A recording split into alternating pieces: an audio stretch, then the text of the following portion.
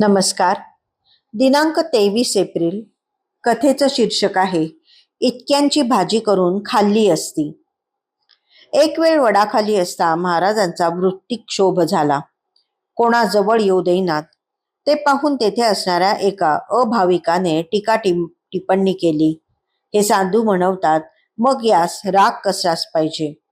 महाराजांनी त्यावेळी काही उत्तर दिले नाही. पण पुढे 15 दिवसांनी वडाखालीच कीर्तनासाठी 400-500 लोकांचा समुदाय जमला असता महाराज म्हणाले, मला राग असता तर इतक्या लोकांची भाजी करून खाल्ली असती.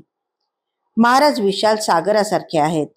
सागराच्या पृष्ठभागावर जरी लाटा उठत असल्या तरी त्याच्या पोटात सारे काही शांत स्थिर असते. तसेच महाराजांचे असते.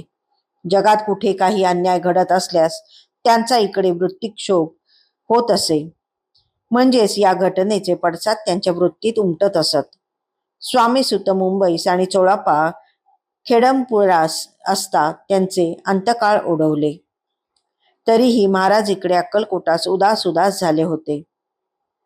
माणिक प्रभूंनी आदले दिवशी संन्यास घेऊन दुसऱ्या दिवशी समाधी घेतली.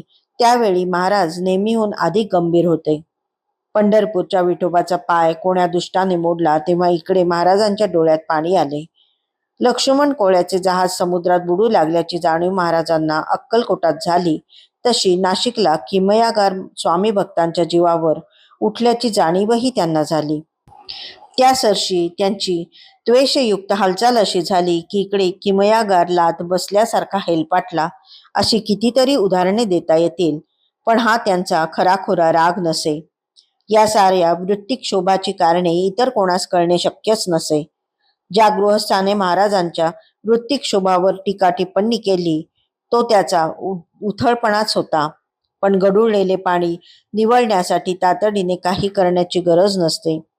थोड्या वेळाने ते आपोआपच निवळते. म्हणून महाराजांनी त्याच्याकडे दुर्लक्षच केले. काही वेळा अशा लोकांना अनुलेखाने मारणे सोपे आणि परिणामकारकही असते. महाराजांनी काही प्रतिक्रिया व्यक्त केली नाही हे पाहून तो अभाविक वरमला व गप्प बसला. पण पुढे 15 दिवसांनी कीर्तनासाठी 400-500 लोकांची गर्दी झाली. तेव्हाही तो अभाविक महाराजांच्या नजीकच होता. त्यावेळी गर्दीकडे पाहत महाराज शांतपणे म्हणाले, मजला राग आला असता तर इतक्या लोकांची भाजी करून खाल्ली असती.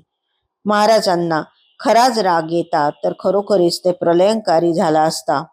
मग कोणाचीच धडगत लागली नसती. असेच महाराजांनी सूचित केले. एकाएकी महाराज असे का व कोणाला बोलले हे इतरांना कळले नाही. तरी त्या अभाविकाला मात्र हा टोला बरोबर बसला आणि तो वरमला.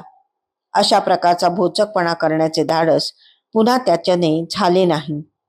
सत्पुरुषांचे वृत्तीवर असणे आणि नसणे हे समजण्याची आणि त्यामागचा कार्यकारण भाव कळण्याची पात्रता नसताना बोलणे हा वाह्यातपणा होतो आणि त्यालाच महाराजांनी अशी चपराक ठेवून दिली. धन्यवाद.